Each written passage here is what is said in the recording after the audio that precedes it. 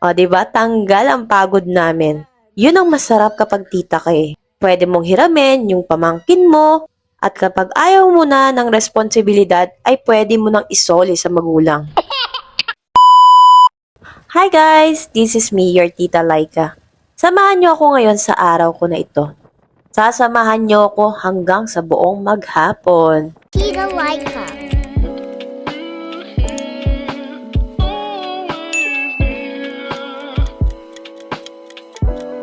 At ngayon ay sinamahan ko ang aking asawa. Pupunta kami sa kanyang location kung saan siya nagdi-deliver. Pero syempre sasamahan niya muna akong magpa-check up. Grabe at katirikan talaga ng araw. Dito ako magpapa-check up sa Klinika Burgos. After check up ay kumain muna kami.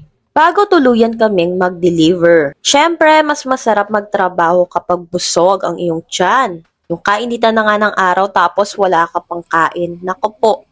At kita mo naman, nagpapakwit pa talaga ang asawa ko. Dito kami kumain sa favorite ko, sa Chef Lynn's along Apo Street.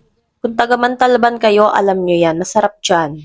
At ito na ang mga area na kung saan nagdi-deliver ang asawa ko. Yung mga ibang parcel ay hindi namin na-deliver, gawa ng nasa bakasyon na ang ibang mga customer. Sana all nagbabakasyon na. Tapos meron ding iba na hindi matawagan.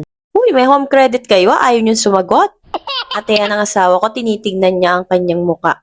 Yung kahit nakapayong na at naka-face mask, ay nasusunog pa rin ang kanyang pagmumuka.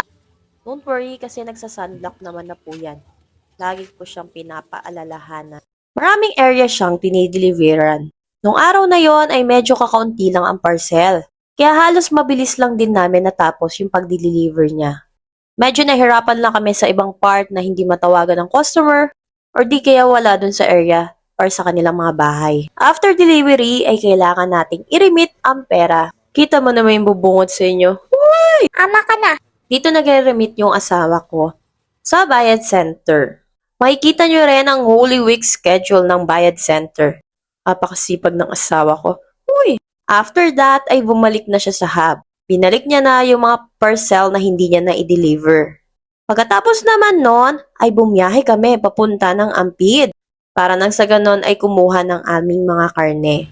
Doon kasi binagsak yung karne na para din sa Montalban. Maghahati kami. For those people na gustuhan ng sanggipsal, you can visit Tomodachi Ampid. Located at RCN Building, Ampid. Tapat lang po yan ng Mercury Drug. Etong branch po namin na to ay naka-aircon and free use of video okay. After that ay umuwi na kami at pumunta ng Montalban branch. Pero bago ang lahat ay kinuha muna namin ang pinaayos naming Extreme. Pasensya na kayo sa mga kumain or nag-dine-in sa aming Montalban branch.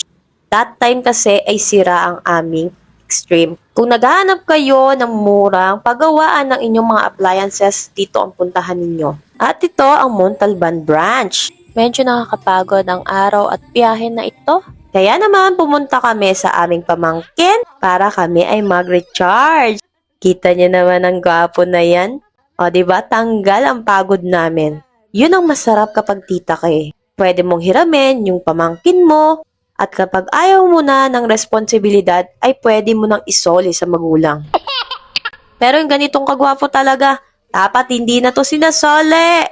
Siyempre, hindi mawawala sa tita ang hindi mapaiyak ang pamangkin. Minsan pumupunta talaga kami doon, yun ang goal namin. Ang paiyakin ang aming pamangkin na yan. Hindi talaga mabubuo ang pagkatita at tito mo kapag hindi ka nagpaiyak ng pamangkin mo. Yes! Ilang months pa lang yan kaya madali siyang matuto. At ito ang tinuro sa kanya ng kanyang ate. O diba?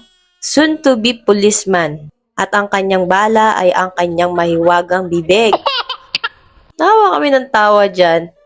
Alam mo yun, tanggal talaga yung pagod namin nung araw na yan dahil sa kanya. Pagkatapos noon ay pinipilit namin siyang patulugin pero nilalabanan niya pa. Pero eventually naman ay nakatulog din siya. Makikita niya naman sa kanyang mata na pinipigil niya ang kanyang antok. At ito naman ang nangyari sa cellphone ng asawa ko. Naghahanap na talaga ng kapalit. Pagkatapos makatulog ng pamangkin ko ay bumalik na kami sa bahay para ako ay makapag-live sa Popo Live. So I'm doing live 9 p.m. to 10 p.m. every day. Kaya for those people na interested mag-join kay Popo Live, or kaya bumuo ng kanilang sariling team.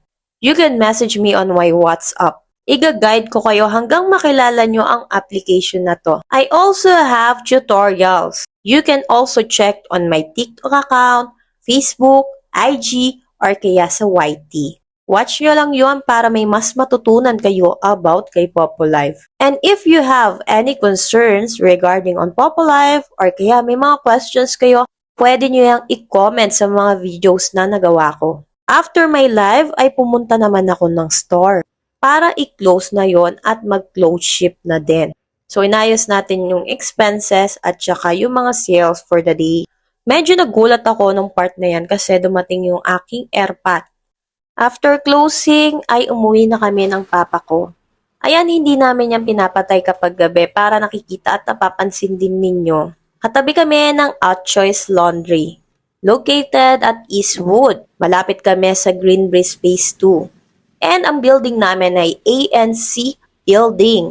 Medyo marami tayong nagawa for today's video. Don't forget to like, share, and comment on this video. See you next vlog. Bye! Mwah! Thanks for watching. Share. Don't forget to like, comment, and subscribe. See you next vlog.